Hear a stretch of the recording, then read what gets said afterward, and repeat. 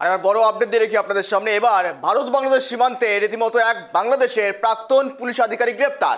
আমরা ছবি দেখার চেষ্টা করছি, দেখুন যেখানে বড় আপডেট, ভারত বাংলাদেশের সীমান্তে আটক বাংলাদেশি পুলিশ। বাংলাদেশ পুলিশের প্রাক্তন এএসিপি আটক। সীমান্তে ধরা পড়লেন বাংলাদেশের প্রাক্তন এসিপি। ভারতে অনধিকার প্রবেশের চেষ্টা অর্থাৎ অনুপ্রবেশের চেষ্টা, আর সেখানেই আটক করে পুলিশের হাতে তুলে দেওয়া হয়। স্বরূপনগরের ছবি দেখাচ্ছি। আপডেট নেওয়া যাক, সঙ্গে রয়েছে সিরাজুল, ভালো করে আপডেট দেবে। সিরাজুল, একেবারেই দেখো বিএসএফ তাকে আটক করেছে, অনধিকার প্রবেশের চেষ্টা, জেরা শেষে পুলিশের হাতে হস্তান্তর। একেবারেই বড়সড় আপডেট, বিএসএফ এর জালে বাংলাদেশের পুলিশ আধিকারিক প্রাক্তন।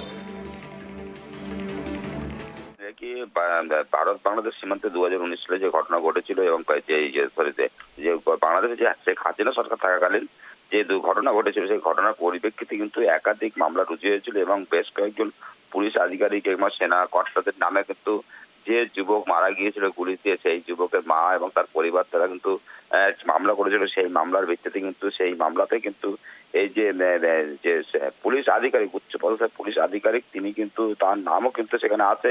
তিনি কিন্তু যেটা সূত্রে খবর পাচ্ছে, তিনি কিন্তু বাংলাদেশের সাতক্ষীরা এলাকায় এবং কোথাও সীমান্ত এলাকায় গা ঢাকা দিয়েছিলেন। তারপরে কিন্তু গতকাল এই যে কয়েকদিন ধরে বৃষ্টি এবং দুর্যোগ চলছে, সেই দুর্যোগের সুযোগ নিয়ে কিন্তু তিনি গতকাল স্বরূপনগর সীমান্ত দিয়ে ভারতে প্রবেশ করেন। তারপরে 143 নম্বর ব্যাটালিয়ন সীমান্তরক্ষীর জওয়ানরা তাকে আটক করে গতকাল কিন্তু স্বরূপনগর থানা পুলিশের তোলা হয়। এই নিয়ে কিন্তু যথেষ্ট চাঞ্চল্য ছড়ায়। এখনো পর্যন্ত কিন্তু স্বরূপনগর থানায় কিন্তু বিএসএফ আপডেট পাওয়া যাচ্ছে, হাসিনার আমলে দায়িত্বপ্রাপ্ত পুলিশ আধিকারিক ছিলেন, সে সময় সক্রিয় একজন পুলিশ আধিকারিক ছিলেন, কিন্তু যেই মুহূর্তে ইউনূস সরকার আসলো, অর্থাৎ ইউনূস সরকারের থাবা থেকে বাঁচতেই কি মূলত আত্মগোপন, এমনকি ইউনূস সরকারের থাবা থেকে বাঁচতেই কি মূলত সাতক্ষীরা থেকে ভারতে প্রবেশের চেষ্টা।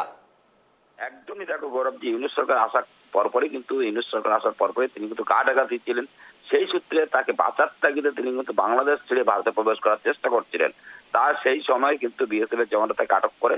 ইতিমধ্যে তাকে কিন্তু আজ বসিরহাট মহকুমা আদালতে তোলা হবে এবং পাশাপাশি যেটা জানা যাচ্ছে, যিনি কিন্তু বড় একজন পুলিশ কর্তা বা সেনা কর্তা হতে পারে, সেটা সময় অপেক্ষা, সেটা কোর্টে তোলার পরে জানা যাবে সমস্ত বিষয়গুলো।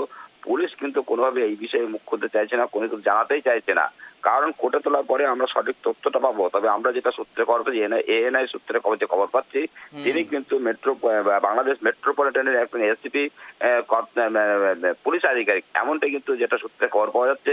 এখন কোর্টে তোলার পরে তার আসল পরিচয় কি এবং সঠিক তথ্যটা কি বা সঠিক বিষয়টা কিন্তু আমরা জানতে পারবো। এবং এই নিয়ে যথেষ্ট চাঞ্চল্য তৈরি হয়েছে এবং কড়া নিরাপত্তা রাখা হয়েছে কিন্তু স্বরূপনগর থানাকে। ইতিমধ্যে আজ বেলা 10টা নাগাদ কিন্তু তাকে বসিরহাট মহকুমা আদালতে তোলা হবে, এমনটাই জানা যাচ্ছে। বেশ, নজর রাখো। ধন্যবাদ তোমাকে সিরাজুর সঙ্গে থাকার জন্য। ইউনূসের থাবা থেকে বাঁচতেই মূলত আত্মগোপন এবং এদেশে পালিয়ে আসার চেষ্টা। ভারত বাংলাদেশ সীমান্তে আটক বাংলাদেশি পুলিশ আধিকারিক।